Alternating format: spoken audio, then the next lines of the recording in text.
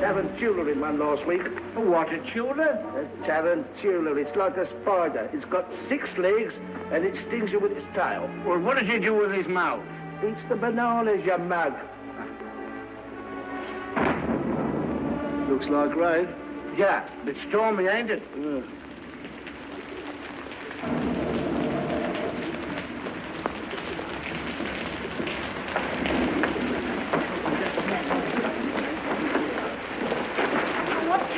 Be doing all this time. He really ought to have got us a taxi by now. Taxi! Taxi! You won't get a taxi now, what with the rain and the theatre traffic. There's not a taxi to be had for love or money. You haven't tried at all. Oh, you really are helpless, Freddie.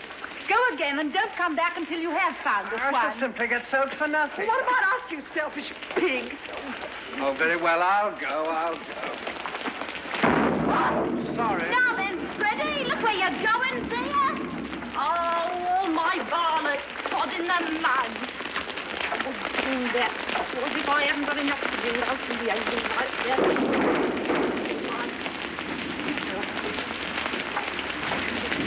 How do you know that my son's name is Freddie? Oh, he's your son, is he? Well, if you'd done your duty by him as a mother should, he'd know better than to spoil a poor girl's flowers and run away without paying. Well, here's a sixpence for you. Oh. Thank you kindly, lady. Now, will you tell me how you know the young man's name? I don't. But I heard you call him Freddie. Now, don't you try and deceive me. Yeah, who's trying to deceive you? I called him Freddie or Charlie. Same as you might yourself if you was talking to a stranger and wished to be pleasant. Come along, Mother. Sixpence thrown away.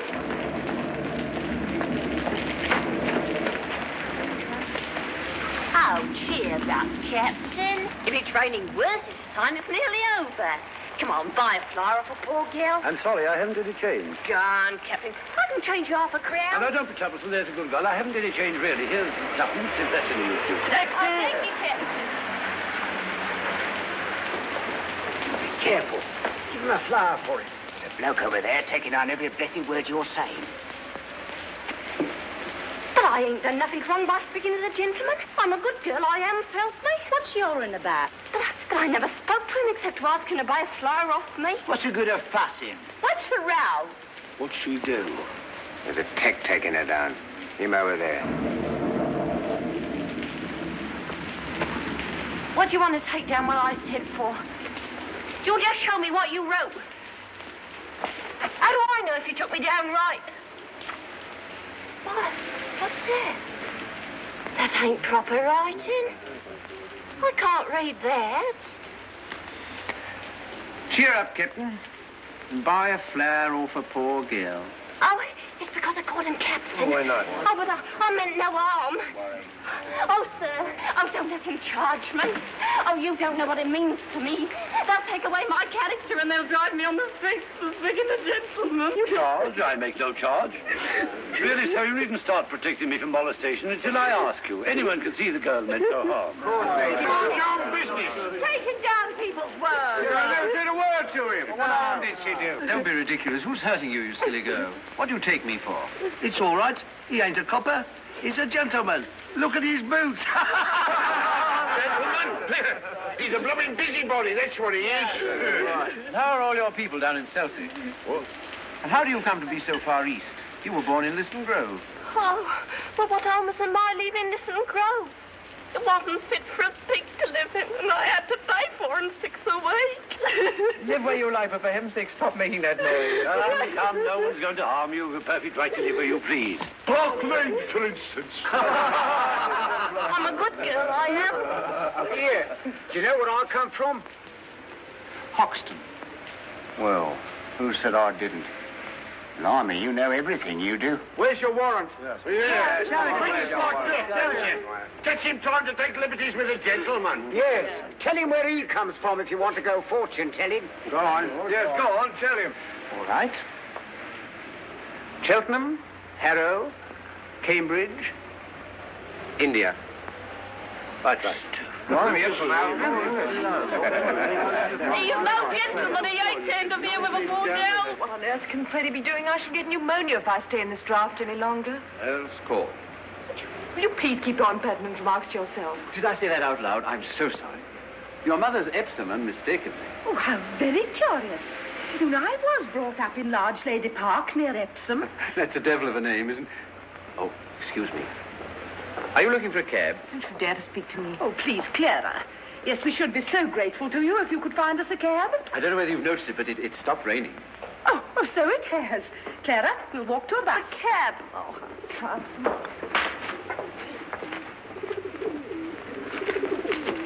I can tell where you come from.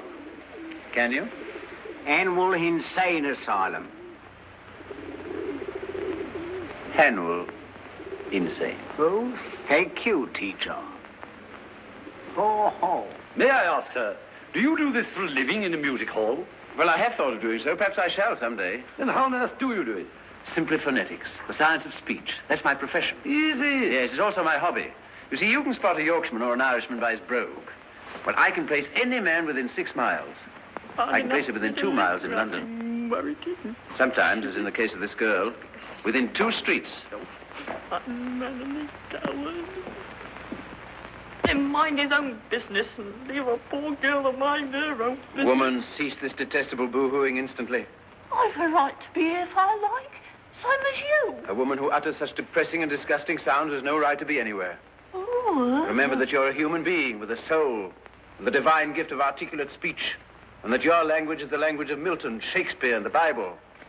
And don't sit there crooning like a bilious pigeon. Oh. Ow. Hems, what a sound. You see this creature with her curbstone English? The English that will keep her in the gutter for the rest of her days? Well, sir, in 3 months I could pass her off as a duchess at an ambassador's reception. No. Yes, I could even get her a job as a lady's maid or a shop assistant, which requires better English. You mean you could make me? Yes, you squashed cabbage leaf. You disgrace to the noble architecture of these columns. You incarnate insult to the English language. I could pass you off as the Queen of Sheba. Yeah. You don't believe that, do you, Captain? Well, everything is possible. I myself am a student of Indian dialects. Are you? Yes. Have you ever heard of Colonel Pickering, the author of Spoken Sanskrit? I am Colonel Pickering. No. Yes. Who are you? Henry Higgins. No. Yes, the author of Higgins' Universal Alphabet. You know, I came all the way from India to meet you. And I was just going all the way to India to meet you. Where are you staying? Carlton. No, you're not. You're staying at 27A Wimpole Street. Come on. Oh, by a flower, kind sir. I'm short for my lodging. Oh, you liar. You just said you could change half a crown. You want to be stuffed with nails, you walk. Here, take the old blooming basket for 6pence.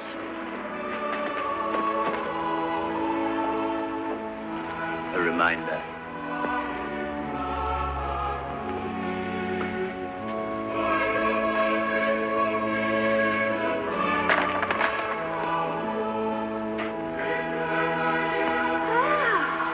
Come on, Pickering. This is a wonderful meeting.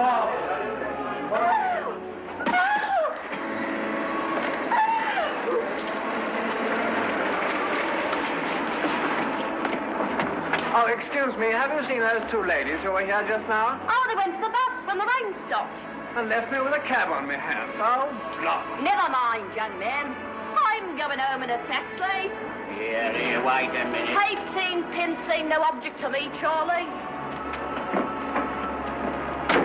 Buckingham Palace and step on it. Right, Freddie? Well, I'll be dashed. You're Buckingham Palace.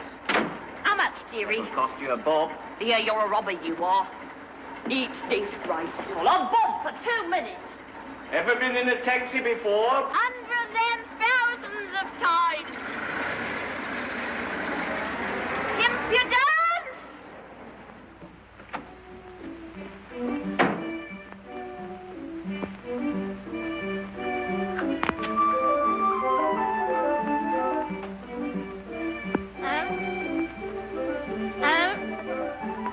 Hello, dearie. What have I got?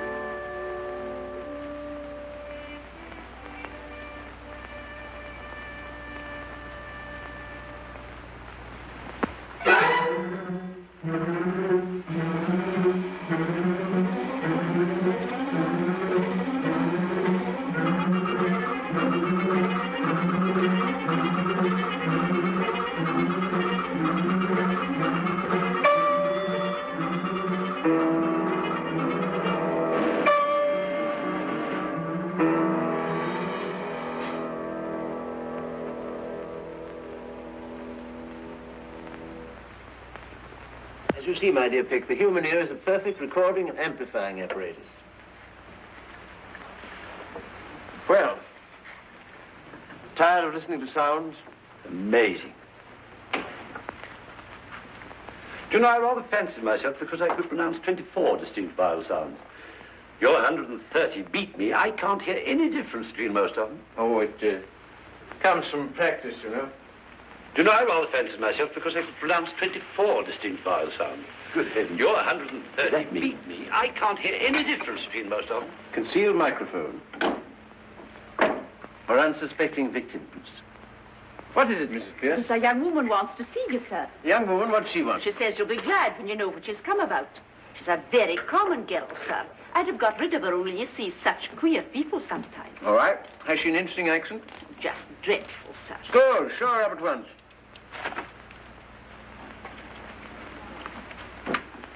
You know, this is really a bit of luck.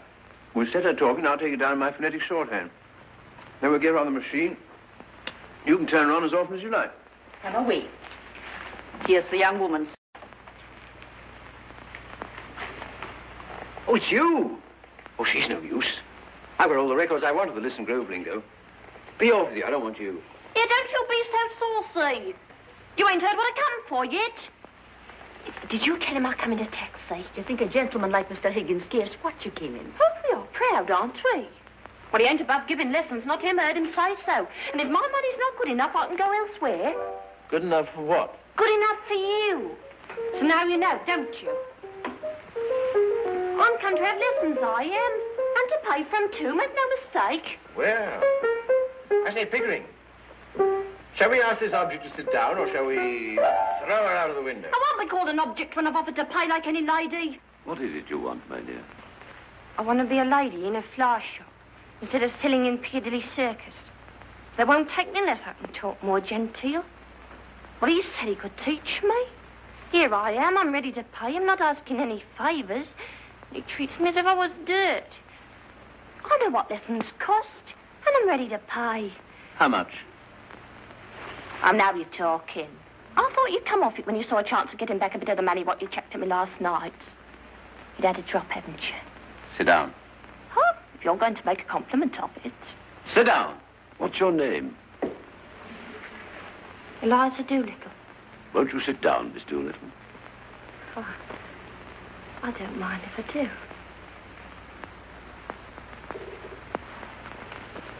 How much do you propose to pay me for the lessons? Oh, I know what coach rides. A lady friend of mine, she gets French lessons at 18 pence an hour from a real French gentleman. Well, you wouldn't have the nerve to ask the same for teaching me my own language as what you would for French. So I won't give you more than a shilling. Take it or leave it. I'll take it. You know, Pickering, a shilling to this girl's worth 60 or 70 pounds to a millionaire. It's handsome, it's enormous, it's the biggest offer I've ever had. 60 pounds? But what are you talking about? I never offered you 60 pounds. Hold your tongue. But I ain't got 60 pounds. Miss Gerald, nobody's going to touch your money. Someone's going to touch you with a broomstick if you don't stop sniveling. Sit down, will you? Poor, anyone would think he was my father. Higgins, I'm interested. What about that boast of yours that you could pass her off as a duchess at an ambassador's reception? Well, what about it? I'll say you're the greatest teacher alive if you make that good. I'll bet you all the expenses of the experiment you can't do it, and I'll pay for the lessons. Oh, you're real good. Come here. Oh, thank you, Captain. Come here, sit down. This is almost irresistible. She's so deliciously low. So horribly dirty. Ow! I ain't dirty. I washed my face and hands before I come, I did. I shall make a duchess of this draggle-tailed gutter snipe. Oh! In 6 months, in 3, if she has a good ear and a quick tongue, I'll take her anywhere and pass her off as anything. We start today, now, this minute. Mrs. Pierce, take her away and clean her. Take off all her clothes and burn them. Bring up and order some new ones. Wrap her up in brown paper till they come. You're no gentleman, you ain't, to talk of such things. I'm a good girl, I am, and I know what the likes of you are, I do. We want none of your slump prudery here, young woman. You've got to learn to behave like a duchess. Here, take her away, Mrs. Pierce. If she gives any trouble, wallop her. No, I'll call the police, I There's will. no place to put her. Put her in the ash can. You can't dig a girl up like that as if you were picking a pebble off the beach. Why not? She may be married. There you are, as the girl very properly says. Gah. Who would marry me? By George, Eliza, before I've done with you, the streets will be strewn with the bodies of men shooting themselves for your sake. Yeah, he's off his chump. He is. I'm going. I don't want no loonies teaching me. Oh, I'm mad, am I? Very well, Mrs. Pierce, don't order those things. Throw her out. Stop, Mr. Higgins. I won't allow it. Go home to your mother, Gerald. I ain't got no mother. There you are, she ain't got no mother. Very well, then the girl doesn't belong to anybody. She's no use to anybody but me. What's to become of her? Is she to be paid anything to be sensible, Mr. Higgins? Now, what on earth will she do with money? She'll get her food and her clothes. She'll only drink if you give her money. It's a lie. Nobody ever saw the sign of liquor on me. Doesn't it occur to you, Higgins, that the girl has some feelings? Oh, I don't think so. Have you, Eliza? I got my feelings the same as anyone else. See the difficulty, Pickering? What difficulty? To get us to talk grammar. I don't want to talk grammar. I want to talk like a lady. Will you please keep to the point, Mr. Higgins? What's to become of her when you've finished with her teaching? What's to become of her if we leave her in the gutter? That's her business, not yours, Mr. Higgins. Well, when we've finished with her, we'll throw her back into the gutter. You've no feeling art in you, you haven't. I'm going away. I've had enough of this. You ought to be ashamed of yourself. Here, Eliza. Eliza. Come here, Eliza. Here, Eliza. Have chocolate, Eliza. How do I know what might be in them? If there's a girl's being drugged by the like of you. Oh, where's your good faith, Eliza? I wouldn't have waited. And I'm too lazy to take it out of me mouth. You shall have boxes of them, Eliza. You shall live on them. Now listen to me, Eliza. You're going to live here for 6 months and learn to speak beautifully like a lady in a florist shop. If you're good and do whatever you're told, you shall sleep in a proper bedroom, have lots to eat, money to buy chocolates and take rides in taxis.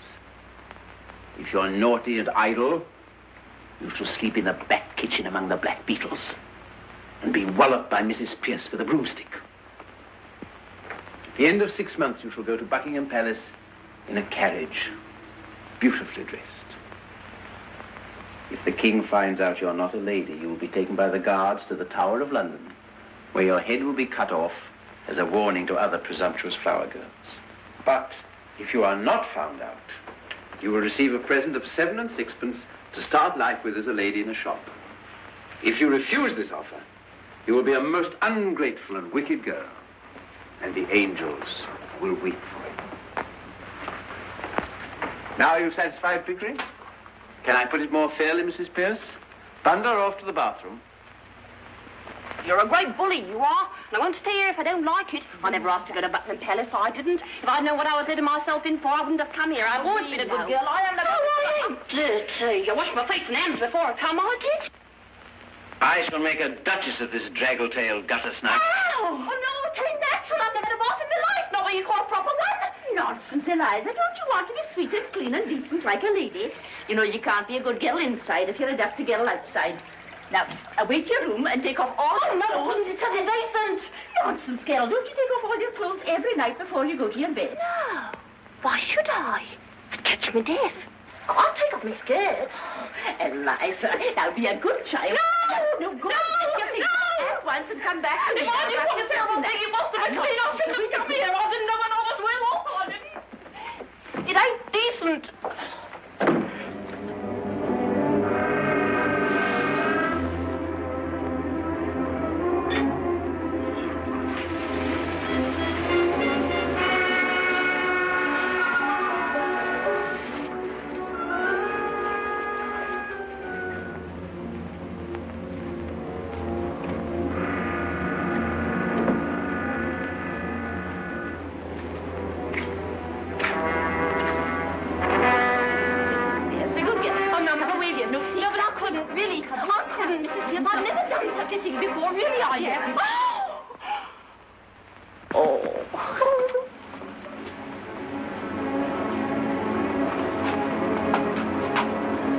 Now come away and tell me if the water's hot enough. No, Mrs. Pierce, don't! No! Help! No, Mrs. Pierce, stop it! I'm getting weak! This has never happened to me before! Oh! Oh! Oh! Oh, help! Help! Oh, I've never been treated like this before! No! Got knocked. Stop it! Help! No! No! Help! Help!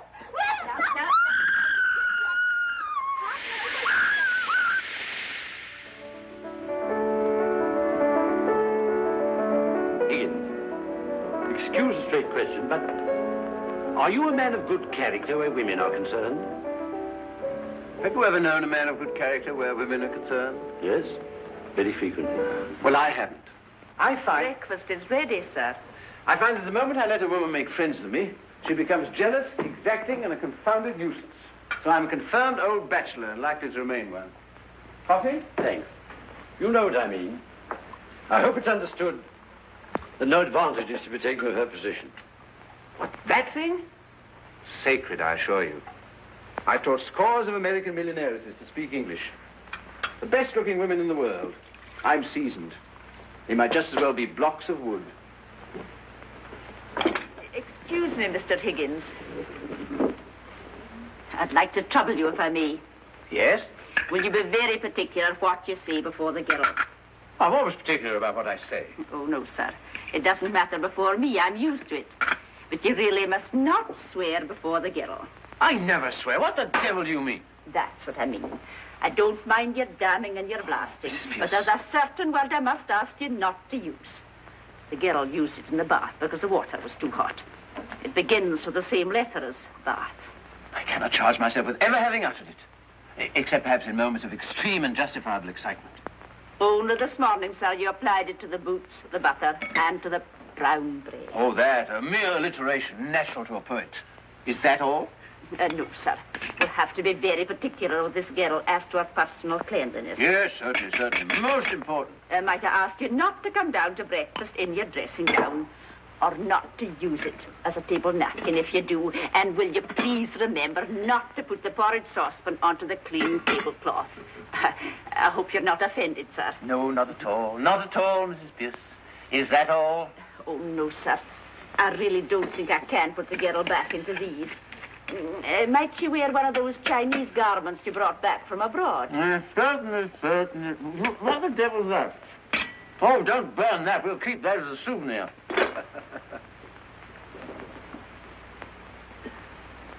You know, that woman has the most extraordinary ideas about me. Here am I, a shy, diffident sort of man. Yet she's firmly persuaded that I'm a bossy, arbitrary, overbearing kind of person. How do you account for that? I can't imagine. I can't imagine either. I'm afraid I've got to tell you, sir, that the trouble's beginning already. There's a dustman outside, Alfred Doolittle. He says you've got his daughter here. I don't like the looks of him, sir. Show the blackguard in. May not be a blackguard. Of course he's a blackguard. We may get something interesting out of him. About the girl? No, I mean his dialect. Doolittle, sir.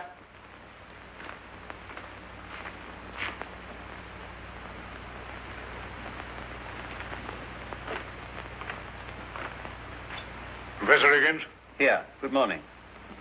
Sit down. Morning, Governor. I come about a very serious matter, Governor. Brought up in Hounslow. Mother Welsh, I should imagine. What do you want, Doolittle? I want my daughter. That's what I want. Well, of course you do. I'm glad to see you have some spark of family feeling left. Your daughter's upstairs. Here, take it away at once. What? Oh, look here, Governor. Is this reasonable? Is it fair to take? The girl belongs to me. You've got her. Where do I come in? How dare you come here and try to blackmail me? You sent her here on purpose. No, This is a plot, a plant, an attempt to extort money by threats. I shall telephone the police. Have I asked you for a brass bargain? I'll leave it to the gentleman here. Have I said a word about money? What else did you come for? But I'll tell you if you don't let me get a word in. I'm willing to tell you. I'm wanting to tell you. I'm waiting to tell you. You know, Pickering, this fellow has a certain natural gift of rhetoric. Observe the rhythm of his native wood notes wild. I'm willing to tell you. I'm wanting to tell you. I'm waiting to tell you. The Welsh strain in him. How do you know the girl's here if you didn't send her? But she sent back for her luggage, Governor, and I heard about it. Luggage? What luggage? There was a musical instrument, a few pictures, a trifle of jewelry, and a bird cage. Hello. She said she didn't want no clothes. Well, what was I to think from that? I ask you as a parent, what was I to think? So you came to rescue her from worse than death? Yes, that's right, just so. Mrs. Pierce, this is Eliza's father. He has come to rescue her from worse than death. Give her to him. No, Can't listen. take her away, Mr. Higgins. How can he? You told me to burn all her clothes. That's right. I can't carry the girl through the streets if she's a blooming monkey, can I? Where's the clothes she come in? Did I burn them, or did your missus here? Now, listen, Governor, you and me, we're men of the world, aren't we? Oh, we're men of the world, are we? You better go, Mrs. Pierce. I should think so, indeed. The floor is yours, Doolittle. I thank you kindly, Governor. To tell you the truth, I've taken a sort of fancy to you. Well, then. And if you want the girl, I'm not so certain having them back home, but what we mightn't be hoping to an arrangement. Regarding in the light of a young woman, she's a fine, handsome girl. As a daughter, she ain't worth a keep, I tell you straight. All I ask from you is my rights as a father. You're the last man in the world to expect me to let her go for nothing. You're one of the straight sort, you are. Oh, I can see that. Well, what's a £5 note to you? And what's Eliza to me? I think you ought to know, Mr. Doolittle, that Mr. Higgins' intentions are entirely honourable. Of course they are, Governor. Of course they are. If I thought there wasn't, I'd ask 50. Why, you callous rascal. Do you mean to say you'd sell your daughter for £50? No, not in a general sort of way, I wouldn't.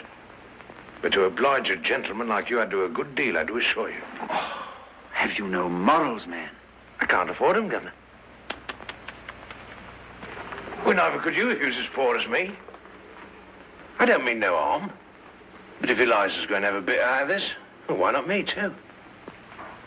It's a matter of morals, you know. It's a positive crime to give this chap a farthing. But I do feel there's a sort of rough justice in his claim. That's right, Governor. That's all I say. It's a father's art, as it were. Well, I know the feeling, yet it hardly seems right. No, don't look at it that way, Governor. What am I, Governor's Buff? I ask you, what am I? Well, what are you? I'm one of the undeserving poor. That's what I am. Well, think what that means to a man. It means he's up against middle-class morality all the time. If there's anything going, I puts in for a bit of it. It's always the same story. You're undeserving, so you can't have any. And yet my needs is as great as the most deserving widows that ever got money out of 6 different charities in 1 week for the death of the same husband. I don't need less than the deserving man, I need more. I don't eat less hearty than he does. And I drink a lot more. So I puts it to you as two gentlemen, don't play that game on me. I'm playing straight with you. I ain't pretending to be deserving, I'm undeserving. I mean to go home being undeserving, I likes it. Sit down, Doolittle.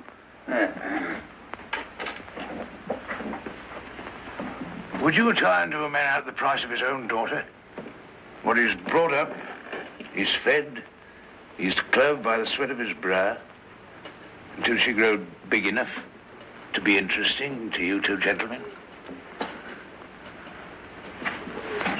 Is £5 unreasonable? I puts it to you, I leaves it to you. Pickering, here. Shall we give him a fiver? He'll make bad use of it, I'm afraid. No, swelp me, Governor, don't be fried. I shan't save it. Spare it to live idle on it. There won't be a penny of it left for Monday. Just one good spree for myself and the missus. This is irresistible. Come on, let's give him 10. No, thank you, kindly, Governor. £10's a lot of money. Makes a man feel prudent like. And then goodbye to happiness. Now, just give me what I ask, Governor. Not a penny more, not a penny less. You sure you won't take 10? No, not now, Governor. Come on. No, another time, perhaps. Thank you kindly, Governor. Thank you, Governors both. Pardon, miss. John, don't you know your own daughter? Blimey, it's Eliza. I never thought she'd clean up so good looking. She's a credit to me, ain't she, Governor? She'll soon pick up your free and easy ways. Yeah, I'm a good girl, I am. And I won't pick up no free and easy ways. Eliza, if you say again you're a good girl, your father shall take you home. You don't know my father. All he come here for was to touch you for some money to get drunk on. Well, what else would I want money for? Put in the plate in church, I suppose. Don't you give me none of your lip. Don't let me hear giving any of these gentlemen either. You'll hear from me about it. See? Have you any further advice to give her, Doolittle, before you go? Your blessing, for instance? No, Governor, not me. I'm not such a mug as to put up my kids to all I know myself. If you want Eliza's mind improved, Governor, do it yourself. With a strap. Well, so long, gentlemen.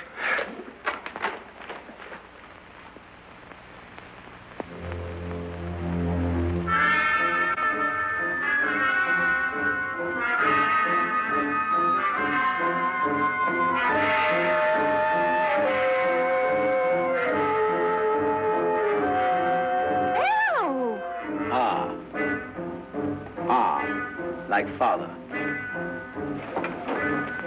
E. As in machine.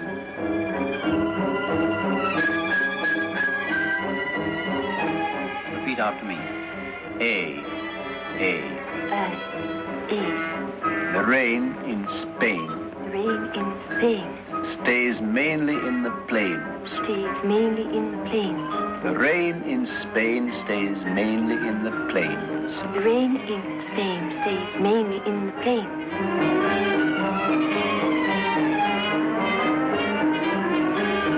Now, Eliza, you see these 3 marbles? I want you to put them in your mouth. Yes, 1, 2, 3. Now, don't be alarmed, it's just an exercise. Now then, repeat slowly after me. The shallow depression in the west of these islands is likely to move slowly in a westerly direction. The shallow depression in the west of these islands is likely to move. Look. Larry, I've swallowed one. Don't worry, we have plenty more. The shallow depression in the west of these islands is likely to move slowly in a more easterly direction. Hampshire, Hereford, Harford. Hampshire, Hereford, cool, lummy chums. So it will, Eliza, every time you say correctly. Now then, try once again. In Hampshire, Hereford, and Harford, hurricanes hardly ever happen.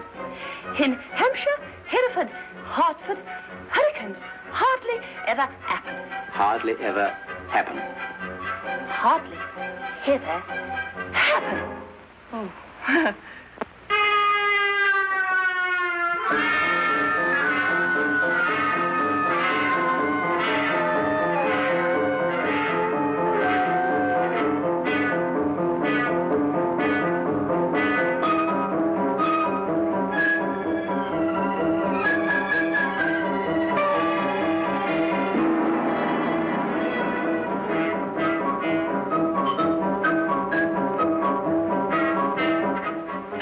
Do you do?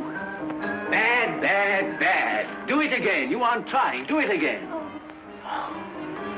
That's not good, Eliza. It's not bad. Now's the time to try her out on somebody. Well, I know. My mother. Henry, Hello, dear. what are you doing here today? This is my at-home day. You promised not to come. Oh, bother. Go home at once. But I just come here on purpose. You see, dear, I picked up a girl. You mean a girl has picked you up? Oh, no. This isn't a love affair. Oh, what a pity. Why? You never fall in love with anyone under 45. Oh, I can't waste my time with young women. They're all such idiots anyhow. Do you know what you do if you really love me, Henry? Get married, I suppose. No. Stop fidgeting. And take your hands out of your pockets. Ah. Don't sit on that table. You'll break it. Come and tell me about the girl. Look here, she's coming to see you this afternoon. Really? I don't remember asking her. No, you didn't, and you wouldn't have if you'd known her. Indeed? Why? She's just a common flower girl. I picked her up in Covent Garden. You've asked her here? Oh, don't worry. I've taught her to speak properly. She'll stick to 2 subjects only, the weather and everybody's health. All that. Oh, that's a blessing anyway. Well, it is, and it isn't. Now, what do you mean by that? You see, dear, I've got her pronunciation all right, but you've got to consider not only how the girl pronounces, but what she pronounces. Mrs. and Miss Ainsford Hill, Mr. Ainsford Hill. Oh, heavens. So good of you to come. Dear, my dear, Freddie. How do you do?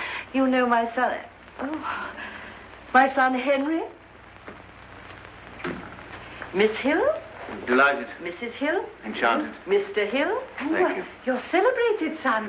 I've always so longed to meet you, Professor Higgins. Yes, I've seen your face somewhere before. I haven't the ghost of a notion where. But it doesn't really matter. Sit down. Mother, look here. I'm sorry to say my celebrated son has no manners. You mustn't mind him. I don't. Colonel Pickering. How do you do, Mrs. Higgins? The Reverend and Mrs. Birchwood. What, more of them? How do you do? Vicar? You told your mother what he's come for? No, we were interrupted, damn it. Oh, are we in the way? No, not at all. No, by George, we need 2 or 3 extra people. You'll do as well as anyone else. Sit down. Will you excuse me? Colonel Pickering. Henry? I say, what are you doing with my hat? Colonel Pickering, I must know. What is the exact position in Wimpole Street? Is this gal a servant? If not, what is she? Major and Mrs. Rawcroft. My dear Mrs. Higgins, I really must tell you, the whole thing is extraordinarily interesting. My dear, this is the most absorbing experiment I've ever tackled. Yes, this girl regularly fills our lives, doesn't she, Pierre? Yes, we're always talking, Eliza. Teaching Eliza, dressing Eliza. What? She has the most amazingly quick ear you ever heard of. Yes, just like a parrot. My dear Mrs. Higgins, I assure you that girl is a genius. Inconceivable She sounds plays that the a piano human being can perfectly. make. I've You've taught taken her her to European concerts, dialects, continental continental dialects, dialects, African dialects. African She's able to teach herself whether it's Beethoven or Brahms, they are alive. In fact, 6 months ago, she's never Absolutely, as if she's done them all her life. You see? Oh, yes. It's quite clear to me. Doolittle.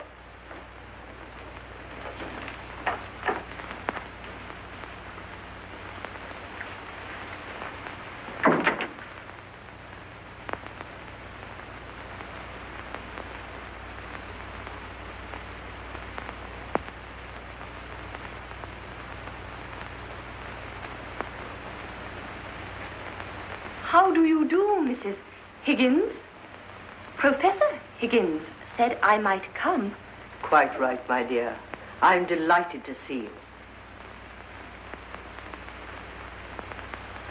Colonel Pickering, is it not? How do you do, Miss Doolittle? Professor Higgins? Stick to the weather and your health.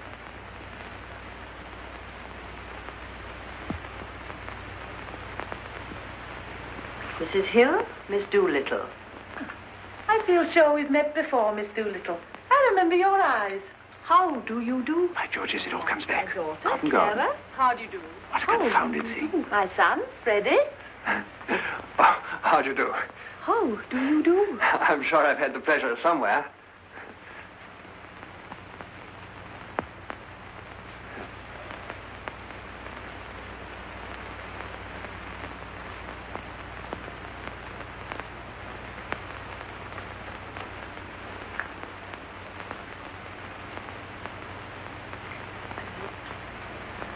Will it rain, do you think? The rain in Spain, they say, stays mainly in the plains. They say. How true, Miss Doolittle. But in... Hampshire, Hereford, and Hartford, hurricanes hardly ever happen. Do they? Hardly ever, Miss Doolittle. How awfully funny. What is wrong with that, young man? I bet I got it right. Killing. Oh, excuse me.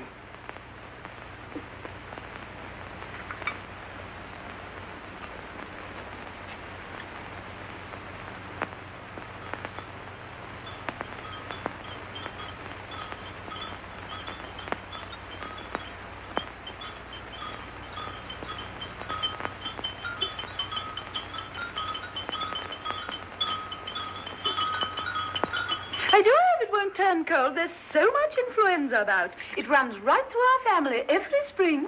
My aunt died of influenza. So they say. But it is my belief as how they done the old woman in.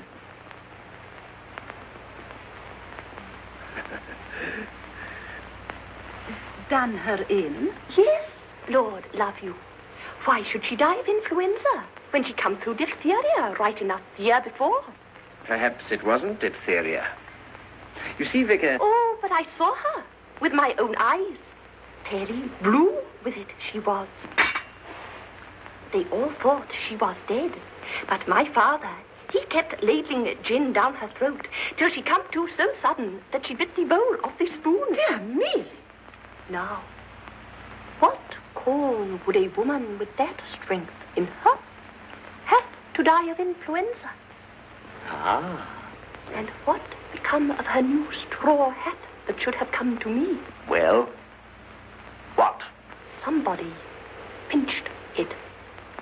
And what I says is, them what pinched it done her in. Done her in? Could you tell me? Just the new slang, Vicar. But you surely don't believe that your aunt was killed, do I not? Them she lived with would have killed her for a hat pin, let alone a hat. But it couldn't have been right for your father to have poured spirits down her throat like that. Now, that might have killed her. Not her. Gin was mother's milk to her. Besides, he'd poured so much down his own throat that he knew the good of it. Oh, how terrible for you. Oh, it never did him no harm, what I could see. He was always more agreeable when he had a drop in.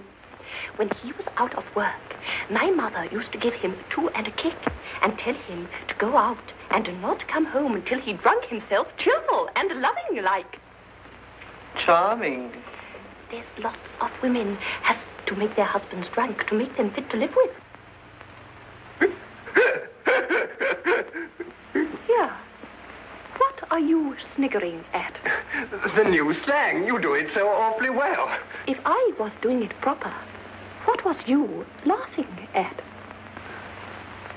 Have I said anything I oughtn't? No, not a thing, Miss Doolittle. No. Well, that's a mercy anyhow. What I always says is...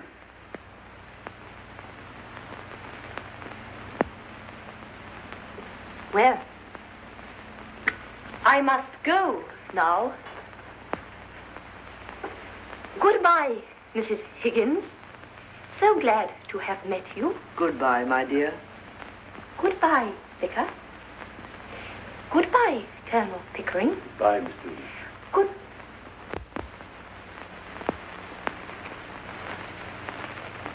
Goodbye, all.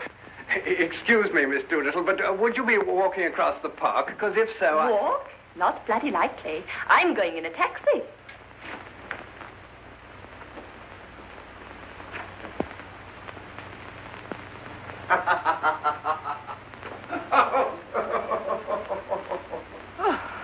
Oh, it's no use. I shall never be able to bring myself to use that word. Oh, don't. It isn't compulsory, you know.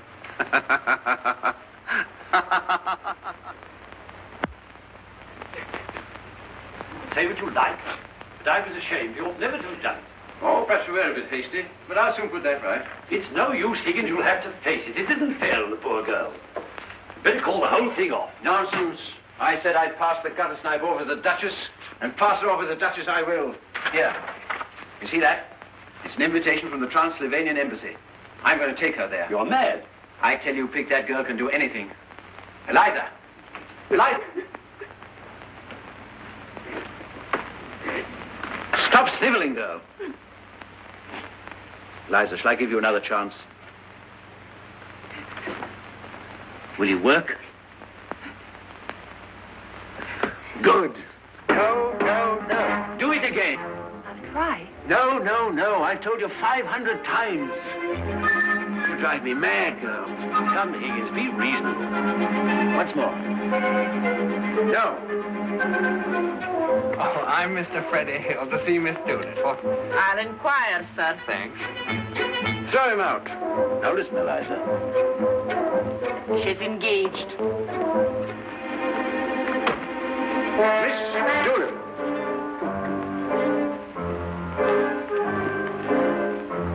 Oh, why can't you do it like this? He's here again. Oh, throw him out, throw him out. Come on now, both together. 1, 2, 3. That's better. Now listen carefully, Eliza. How kind of you to let me come. Now listen. Say it. How kind of you to let me come. Listen again. How kind of you to let me come. Oh, it's Mr. I know. He's here again. No good, sir. May I have the pleasure, Miss Doolittle? Get up, girl, get up. Yes, I'll be delighted. I'll be delighted. All right, come on then. 1, 2, 3, 1, 2, 3, 1, 2, 3, 1, 2, 3, 1, 2, 3, 1, 2, 3, 1, 2. She's no sense of timing at all. You know, watch me with Pickering. Come on, Pickering. 1, 2, 3, 1, 2, 3, 1, 2, 3, 1, 2, 3, 1, 2, 3, 1, 2, 3. You see what I mean? Now, once again. Silent drinking is one of the hallmarks of a lady. Now, wake up, Eliza. How do you address an ambassador? Your Excellency. Right. Now imagine yourself standing before an archbishop. How would you address him? Your Holiness. No, no, no. An archbishop, not the Pope. Your Worship. No. Your Majesty. Right. Now then, an ambassador. Your Excellency. An archbishop. Your Grace. The Queen. Your Majesty. An archduke.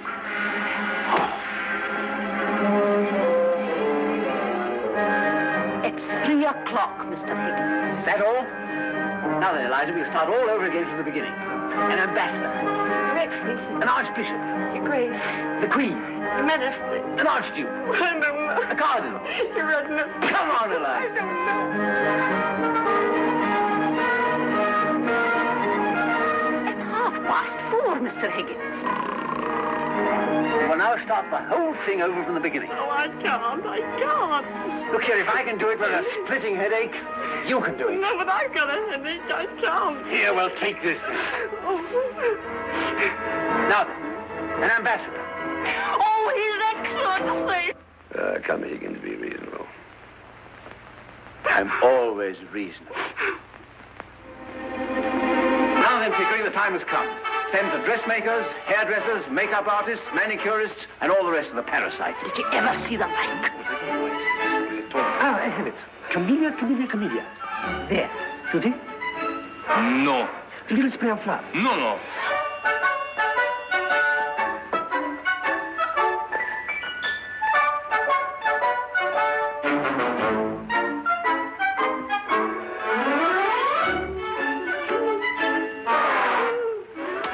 More mud there. Aren't you ready yet? Almost. Nervous? Yes, very, aren't you? No, not a bit of it.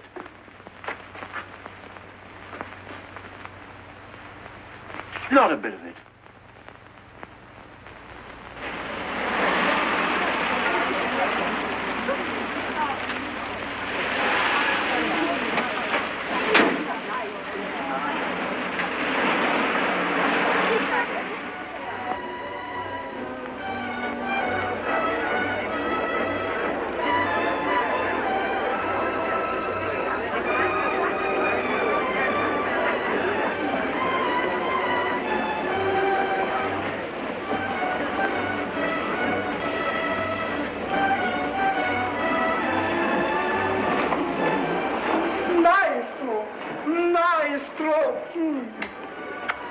You remember me? No, I don't. Where have we met? But I'm your pupil, your first pupil, your best and greatest pupil. I've made your name famous throughout Europe. You teach me phonetics, you cannot forget me. I am at Aristide Carpati. What, are you Aristide? Why the devil don't you cut your hair? Oh, if I cut my hair, nobody notices me. I have not your imposing appearance, your chin, your brow. Well, tell me, what are you doing here among all these swells? I am indispensable at these international parties. You can place a man anywhere in London the moment he opens his mouth. I can place a man anywhere in Europe. Excuse me, sir. I want it upstairs. Her Excellency cannot understand the Greek gentleman. Oh, indeed. I'll come at once. This Greek diplomat who pretends he cannot speak or understand English. He cannot deceive me. À tout à l'heure, mon vieux. Is that Carpati fellow really an expert? My best pupil. But heaven help the master who's judged by his disciples. But if you beat your lads, we're done. Don't let's bother about the bits. Let's go home. Oh, rubbish. That idiot.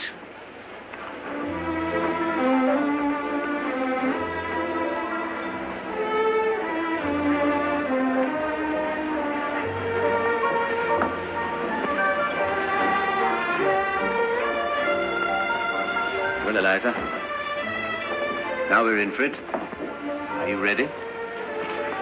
Come on, then. Excellent. Darling, nice to see you here. And Countess Artaggio.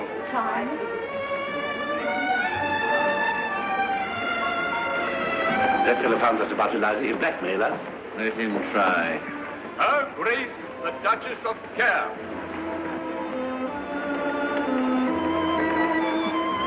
Admiral Sir Charles Brown Halby. Miss Elizabeth Doolittle, Colonel Pickering, Professor Higgins, Admiral Koo Wong, and Miss Su Ling Wong. How do you do, Colonel Pickering? How do you do? May I present Miss Elizabeth Doolittle? How do you do? How kind of you to let me come. Oh, not at all. The Mrs. Milker. Good evening. Oh, Professor, good evening. Who is the charming girl you brought? Is she a relation? Not of mine, no. She has such a faraway look, as if she always lived in a garden. So she has. A sort of garden. There is one thing I have observed about the English, Duchess, and that is... Yes, I adore observing the English. Let's go and observe them now. Come along, George. Oh, dear. Such a bore about the English, and quite wrong, like every ambassador. Oh, look, there's dear old Lily Fantail with a whole of Kew Gardens on her head. You have a rival here tonight. He introduced himself as your pupil. Is he any good?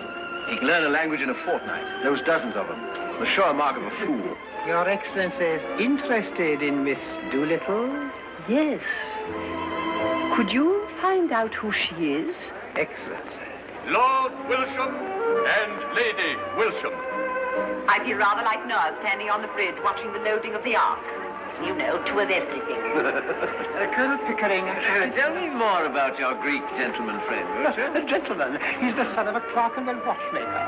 He speaks English so villainously that he dare not utter a word of it without betraying his origin. I help him to pretend, but I make him pay through the nose. I make them all pay. And now, Professor Higgins, I should be delighted if you would present me to this Miss Doolittle. No, you don't. Can't you see she's talking to a duchess? Professor Higgins, the very man I've been dying to meet. I'm Isabella the Sun. Perfect of the globe. What extraordinary people seem to get in everywhere nowadays. Extraordinary. Colonel Pickering, unfortunately we were interrupted. Would you be so kind as to introduce me to Miss Doolittle? Well, You remember you so kindly addressed the guild of the Navy officers? Oh, yes, excuse me, but I'm... No, this time around. Longer. Enchanted.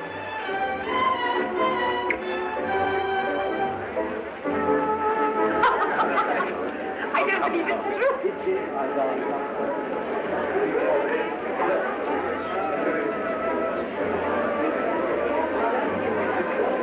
Miss Doolittle has a delicious sense of humor. One thing more, Professor, do tell me. Miss Doolittle, I have found out all about her. Well? She's a...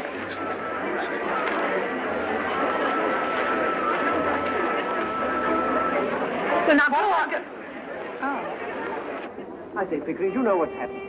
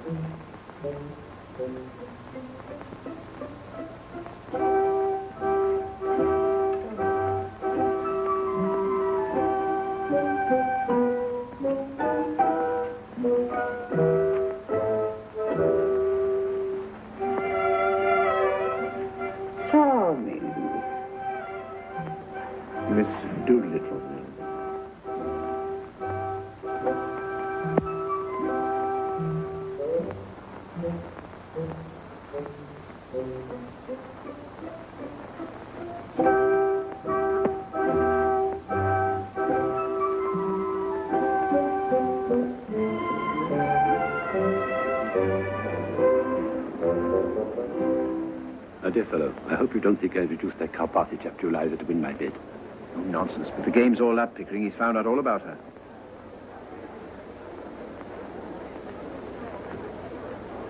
I say, Pick, look at that.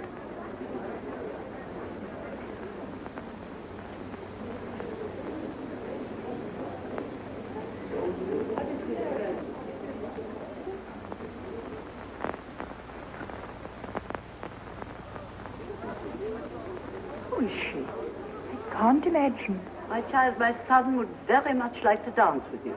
If I may be allowed the honor.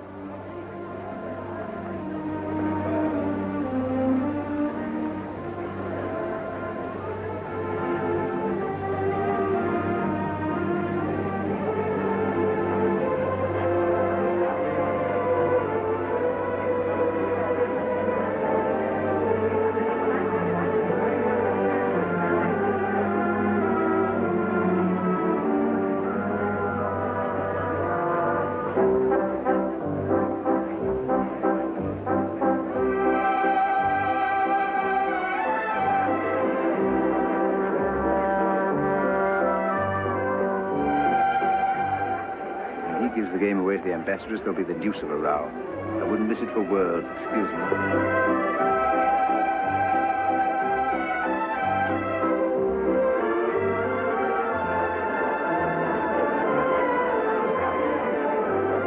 Come on, Aristide, you've got to tell us. Nothing. Yes, tell us all you know about this Miss Doolittle. No, that is my secret. But I will tell your Excellency, she has a right to know who Miss Doolittle is. Well, who is she? She is a... Don't stop. Oh, no. She's a fraud. A fraud? Oh, no. Yes, she cannot deceive me. Her name cannot be Doolittle. Why? Because Doolittle is an English name, and she is not English. Oh. But she speaks it perfectly. Too perfectly. Can you show me any Englishwoman who speaks English as it should be spoken? There is no such thing. The English do not know how to speak their own language. Only foreigners who have been taught to speak it well. Yes, there's something in that. But if she's not English, what is she? Hungarian. Hungarian? Yes, Hungarian and of royal blood. I am Hungarian. My blood is royal.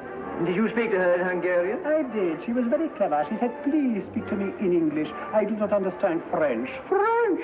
She pretended not to know the difference between Hungarian and French. Nonsense, she knows both. And the blood royal. How did you find that out? Instinct, maestro. Instinct. Only the Hungarian, the Magyar race can produce that air of the divine right, those high cheekbones, those resolute eyes. She is a princess.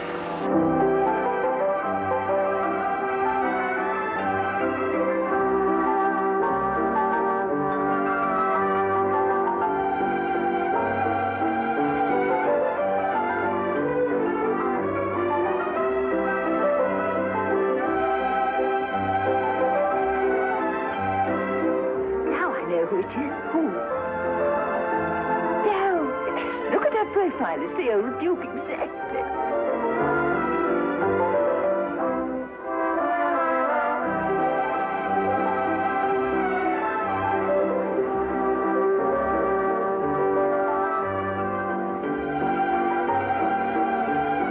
What do you say, Professor? I say an ordinary Cockney girl out of the gutter. I place her in Covent Garden. Maestro, you are mad on the subject of Cockney dialects. The London gutter is the whole world for you. This girl is undoubtedly a princess? Have it your own way, Maestro. Have it your own way.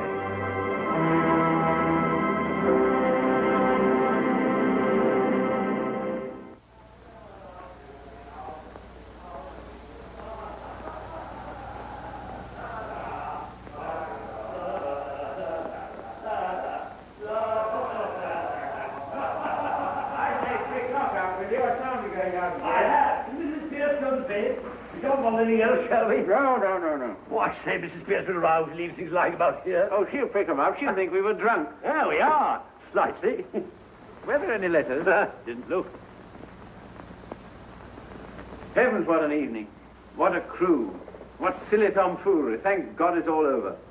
Hey, what the devil are my slippers? Well, you won your bet. Eliza did the trick and something to spare. Oh, it was interesting enough at first, but afterwards I got deadly sick of it. The whole thing's been a perfect bore. Oh, come, the reception was frightfully exciting. For the first 3 minutes. As soon as I saw we were going to win hands down, I lost interest. No more artificial duchesses for me. Oh, they're there, are they? I must say, Eliza did it awfully well. You see, lots of the real people can't do it at all. The silly fools don't even know their own silly business. Anyhow, that's all over and done with. Now I can go to bed without dreading tomorrow. Well, I shall turn in too. Still, it's been a great triumph for you. Yes, it has rather, hasn't it? Yes, marvellous. Good night. Good night, Owen. Good night, Eliza.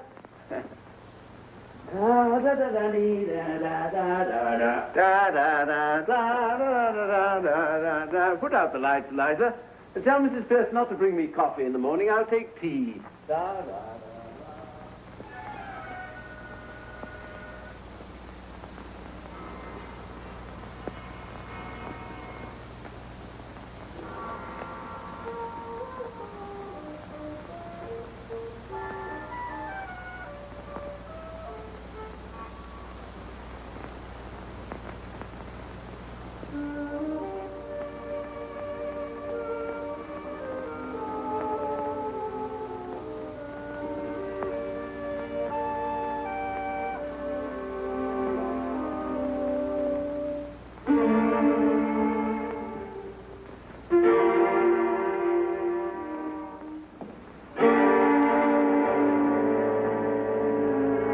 I put my slippers.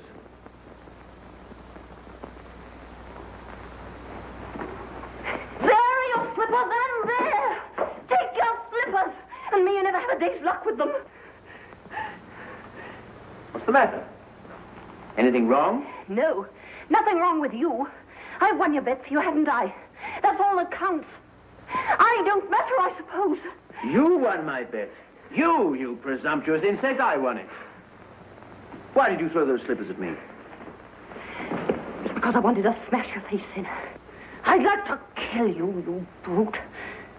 Why didn't you leave me where you found me? In the gutter. You thank God it's all over and that you can throw me back again there now, do you? Well. The creature is nervous after all. Would you? Don't you dare show your temper to me. Sit down and be quiet. What's to become of me? What's to become of me? How the devil do I know what's to become of you? What's it matter what becomes of you? You don't care. I know you don't care. You wouldn't care if I was dead. I'm nothing to you, not so much as them slippers. Those slippers. Those slippers. Didn't think it made any difference now. May I ask whether you complain of your treatment here? No. Has anyone behaved badly to you? Colonel Pickering, Mrs. Pierce, any of the servants? No. I presume you don't pretend that I've treated you badly. Ah, well, I'm glad to hear that, anyway. Probably you're tired after the strain of the day. Here. Have a chocolate. No. No? No. Thank you. Well, it's all over now. Nothing more to worry about. No. Nothing more for you to worry about.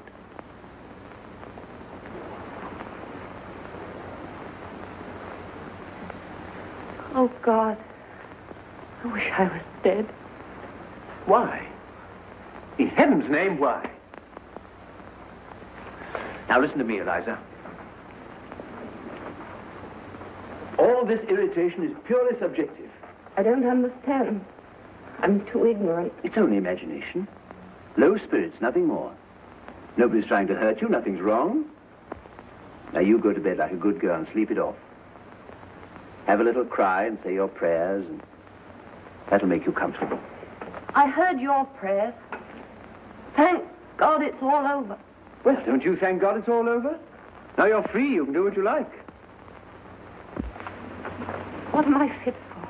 What have you left me fit for? Where am I to go? What am I to do? What's to become of me? Oh, so that's what's worrying you, is it? Oh, you'll settle down somewhere or other? But I hadn't quite realized that you were going away.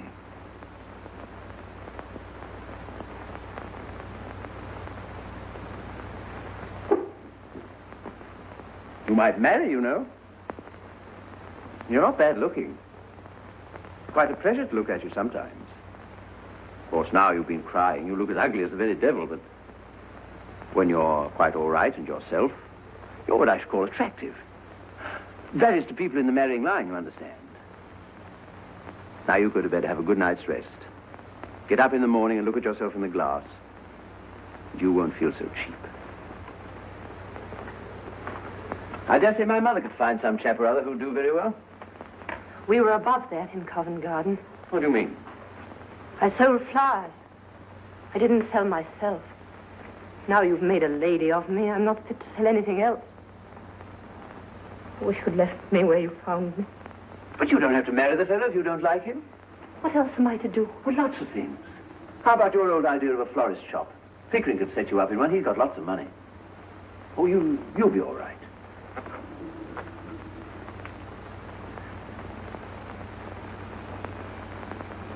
I must clear off to bed. I'm devilish sleepy.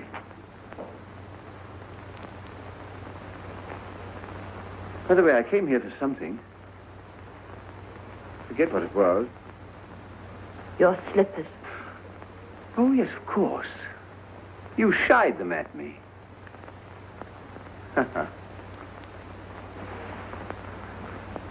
Before you go, sir. Eh?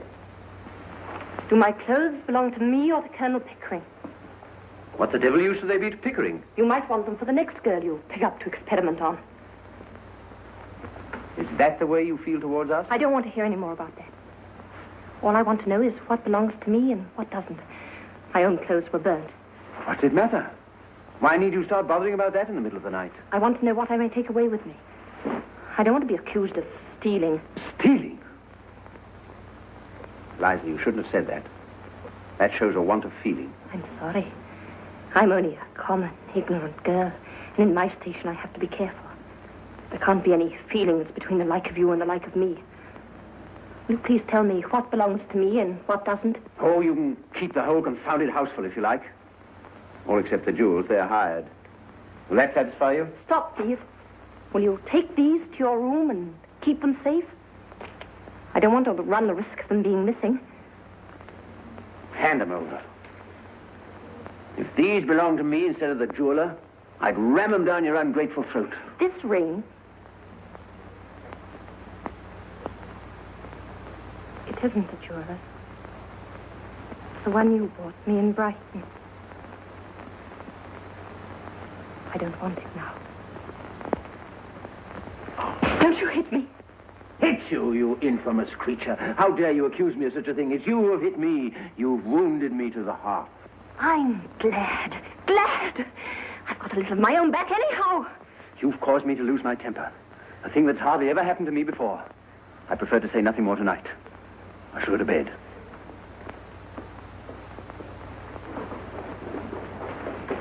You'd better leave a note for Mrs. Pierce about the coffee, because she won't be told by me. Damn Mrs. Pierce, and damn the coffee, and damn you, and damn my own folly in having lavished hard-earned knowledge and the treasure of my regard and intimacy on a heartless, gutless night.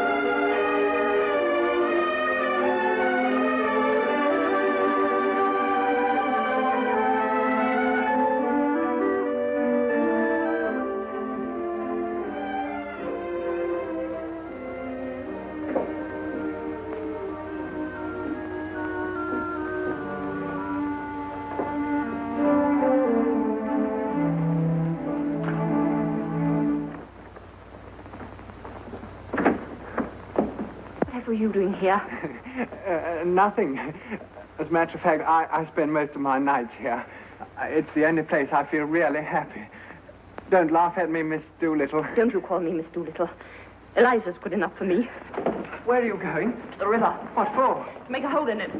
To make a hole in it? Freddie, you don't think I'm a heartless gutter snipe, do you? No, darling. How can you imagine such a thing? I think you're the most wonderful, the loveliest. Now then. This isn't Paris, you know. No, sorry, Constable. Eliza, you let me kiss you. Well, why not? Why shouldn't someone kiss me? Why shouldn't someone be in love with me? Kiss me again. Kiss me again. All right. Well, then, you two, what's this? Are you annoying that young lady? No, Constable, certainly not. Well, move along, then. Double quick. As you say, sir.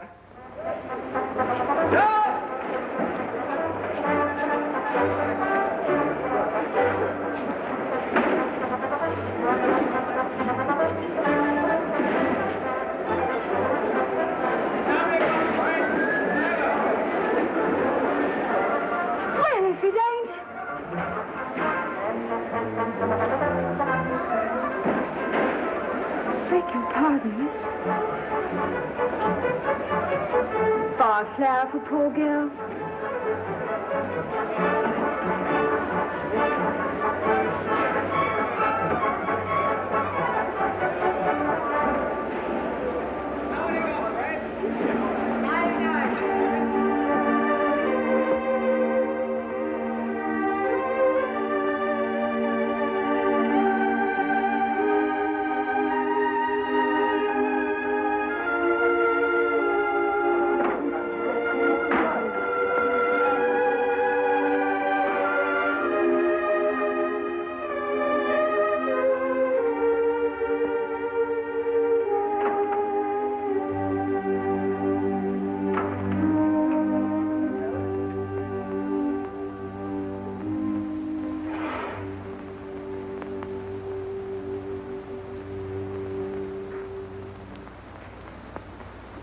Sir?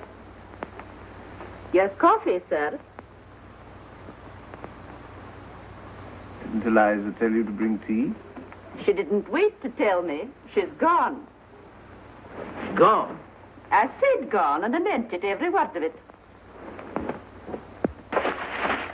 Mrs. Pierce, where the devil's my engagement book? I don't know any of my appointments. Eliza would know. But she isn't here, damn it. Then you'd better find her, damn it. What does that ass of an inspector say? Have you offered a reward? What? You can't help us find her? What are the police for, in heaven's name? Why really think they suspect us of some improper purpose? Of course, I don't care what becomes of her. Where the devil can she be?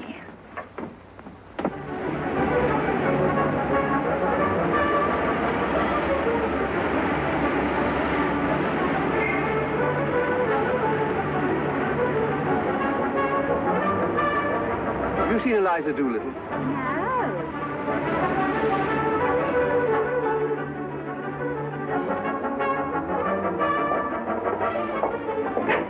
I say, Mother, here's the confounded thing. Good morning, my dear. What is it?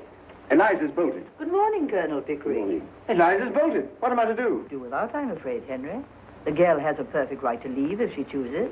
Something may have happened to her. If you can't let her go like this, what are we to do? You've no more sense, either of you, than two children. You must have frightened the poor girl. Frightened her? I hardly said a word to her. Did you bully her after I went to bed? Well, certainly not. Exactly the other way about. She threw the slippers in my face. The moment I entered the room, the slippers came bang in my face before I'd uttered a word. And she used the most perfectly awful language. I can't say I'm surprised. And you mean to tell me that after all her hard work, and after doing this wonderful thing for you without making one single mistake, you two sat there and hardly said a word to her? Well, we didn't make speeches, if that's what you mean. You didn't thank her, pet her, admire her? And she only threw the slippers at you. I'd have thrown the fire irons at you. Mr. Henry, a gentleman wants to see you most particular. Oh, Bother, I can't see anybody now. He's been sent on from Wimpole Street. Who is it? Mr. Doolittle, sir. Doolittle? A dustman? Dustman? Oh, no, sir. A gentleman. Ah, show him in. By George, Pick, this is some relative of hers she's gone to. Someone we know nothing about. Genteel relations. Now we shall hear something. Doolittle! What the dickens has happened to you? Henry Higgins, do you see this? Look at this. You've done this. Done what, man? Look at this hat. Look at this coat. Good morning, Mr. Doolittle. Won't you come in? Thank you, ma'am. What has my son done to you? He's ruined me, destroyed my happiness, tied me up and delivered me into the hands of middle-class morality. You're raving, you're drunk, you're mad. I gave you £5. After that, I had 2 conversations with you at £0.5 an hour, and I've never even seen you since. Oh, mad am I? Drunk am I? Tell me this. Did you or did you not write to an old blighter in America to say the most original moralist at present in England was Alfred Doolittle, a common garbage man? What, Ezra D. Wonderfellow Jr.?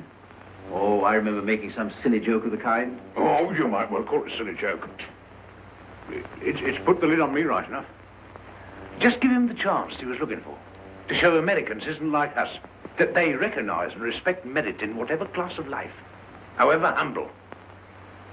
Them words is in his blooming will, in which he leaves me £3,000 a year, on condition I lecture for the Wonderfellow Moral Reform League, as often as they ask me up 6 times a year. But this solves the problem of Eliza's future. You can provide for her now. Yes, I'm expected to provide for everybody now at £3,000 a year. He shan't provide for her. She doesn't belong to him. I paid him £5 for her.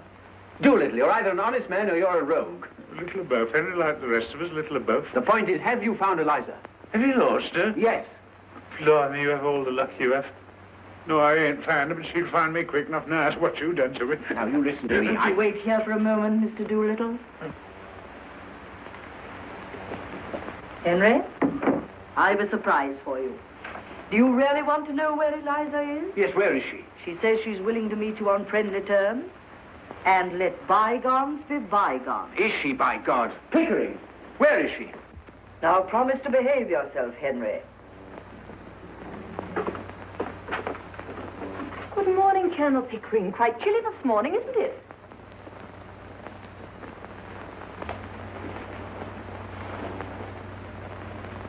Oh, how do you do, Professor Higgins? Are you quite well? Well, of course you are. You're never ill. Won't you sit down, Colonel Pickering? Don't you dare try this game on with me. Get up and come home and don't be a fool. Very nicely put indeed, Henry. No woman could resist such an invitation. Let her speak for herself. There isn't an idea that I haven't put into her head. I tell you, I've created this thing out of squashed cabbage leaves in Covent Garden. Now she pretends to play the fine lady with me. Will you drop me altogether now the experiment is over, Colonel Pickering? Oh, you mustn't think of it as an experiment. Oh, I'm only a squashed cabbage leaf. But I owe so much to you that I should be very unhappy if you forgot me. You see, it was from you that I learned really nice manners. And that's what makes one a lady, isn't it? Ah. And that's what makes the difference, after all. No doubt. Still, he taught you to speak, you know, and I couldn't have done that. Of course, that was his profession. It was just like learning to dance in the fashionable way. There was nothing more than that in it.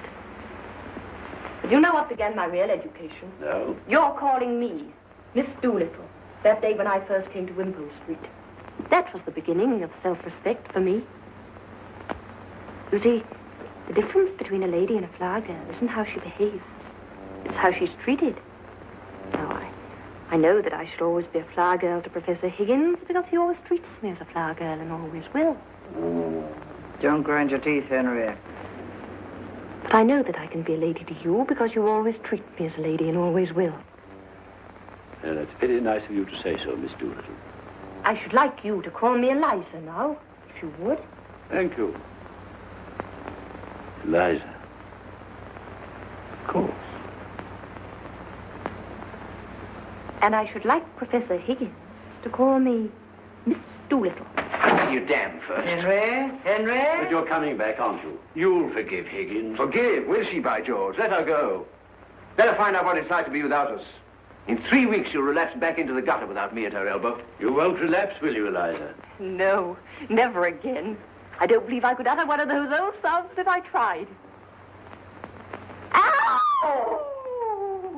Ha-ha! What did I tell you? Victory! Victory! Ow! Ow! Ow! Ow! Ow! Henry! Ow! It's lies. It ain't my fault. Your stepmother... Henry, look, Henry. Oh. Colonel, I'm getting late for the wedding. Wedding? What wedding? Mine. Yours? Yes, in spite of all I've said and done, my wife. She's going to marry me. I'm feeling uncommon nervous about the ceremony, Governor. Wish you'd come and put me through it. You've been through it before. You were married to Eliza's mother. Who told you that, Governor? Well, nobody told me, but I concluded naturally. No. That ain't the natural way, Governor. That's only the middle-class way.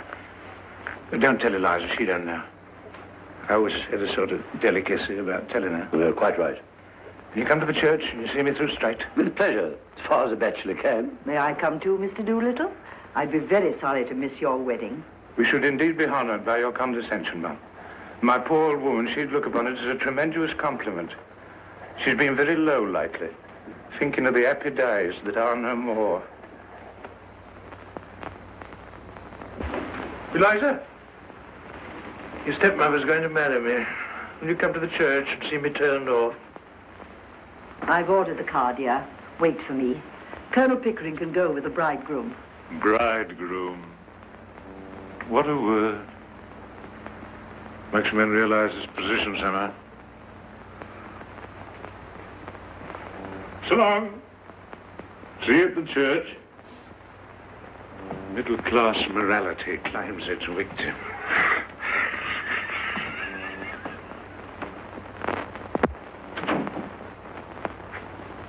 Eliza.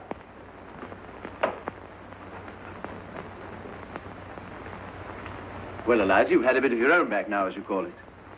You had enough, and you're going to be reasonable, or do you want some more? You want me back only to put up with your tempers and pick up your slippers and fetch and carry for you. I haven't said I wanted you back at all. Oh, indeed. Then what are we talking about? About you, not about me. If you come back to me, I shall treat you just the same as I've always treated you.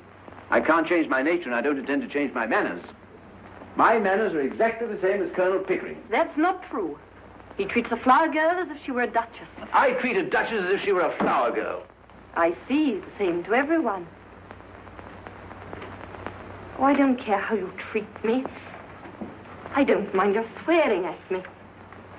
I don't mind a black eye. I've had one before this, but... I won't be passed over. Then get out of my way, for I won't stop for you. You talk to me as if I were a bus. So you are a bus, all bounce and go, and no consideration for anyone. Once for all, understand that I go my way and do my work without caring tuppence what happens to either of us. So you can come back or go to the devil, whichever you please.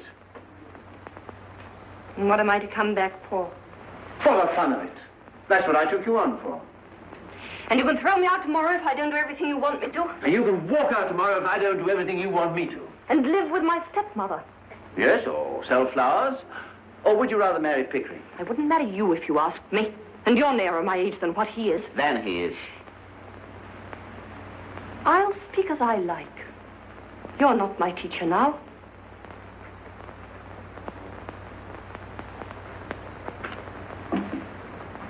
I don't know that Pickering would, though. He's as confirmed an old bachelor as I am. That's not what I want, and don't you think it. I've always had chaps enough wanting me that way. Freddie Hill writes to me. Twice and 3 times a day. Sheets and sheets. Blast his impudence. He has a right to if he likes, poor lad. And he does love me. You have no right to encourage him. Every girl has a right to be loved. Well, by fools like that? Freddie's not a fool. Oh. If he's weak and poor and wants me, maybe he'd make me happier than my betters who bully me and don't want me. I can do without you. Don't think I can't.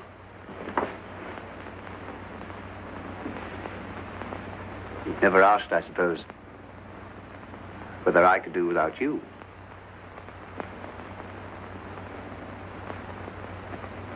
You'll have to do without me. I can do without anybody. I have my own soul, my own spark of divine fire. But I shall miss you, Eliza. I confess that humbly and gratefully. I've become accustomed to your voice and appearance. I even like them, rather. Well, you have them both on your gramophone and in your book of photographs. When you feel lonely, you can turn the machine on. It's got no feelings to hurt. I can't turn your soul on.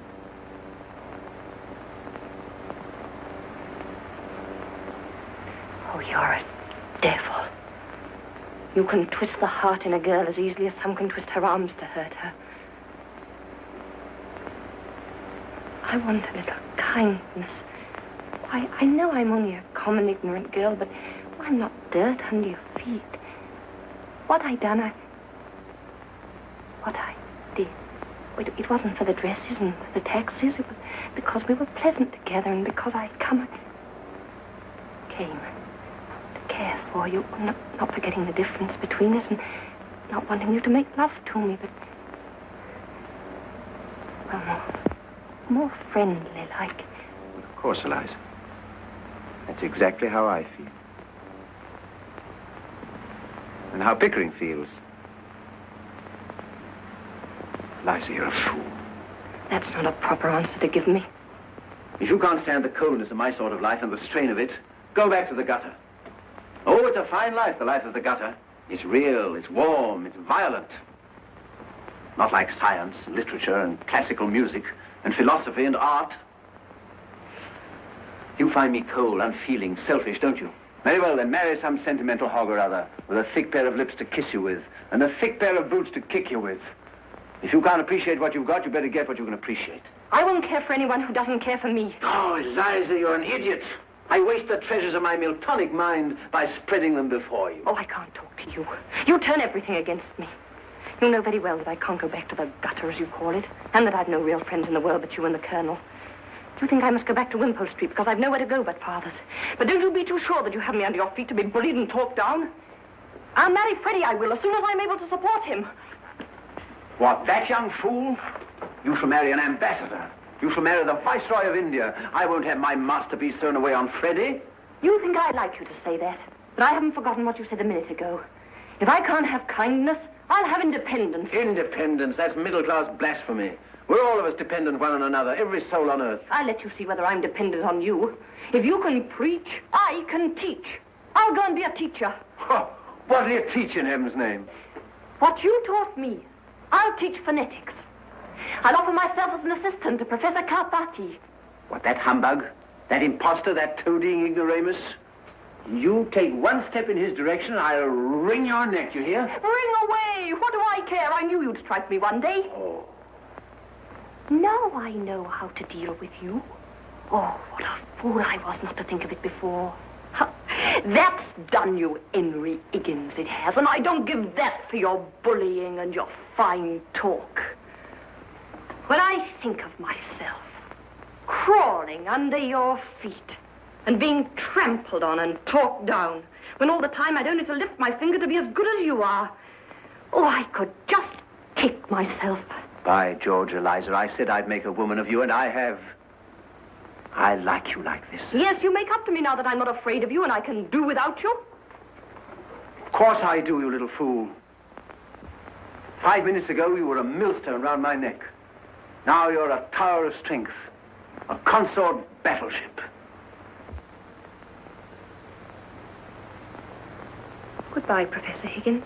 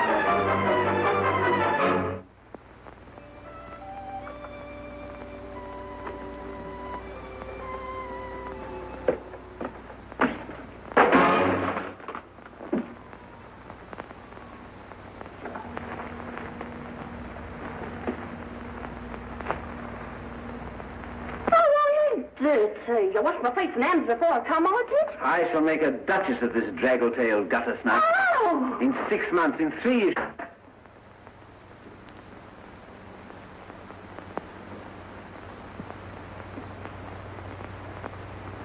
I washed my face and hands before I came. I did.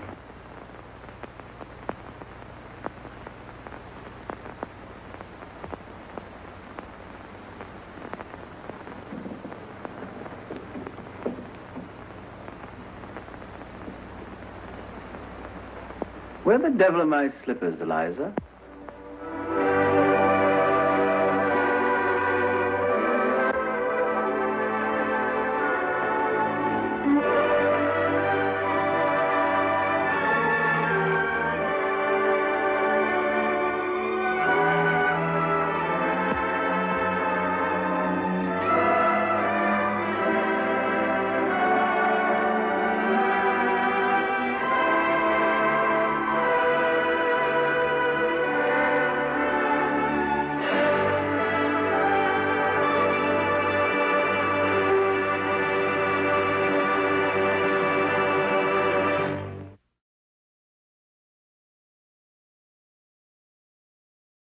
The Described and Captioned Media program provides services designed to benefit students who are blind, visually impaired, deaf, hard of hearing, and deaf-blind.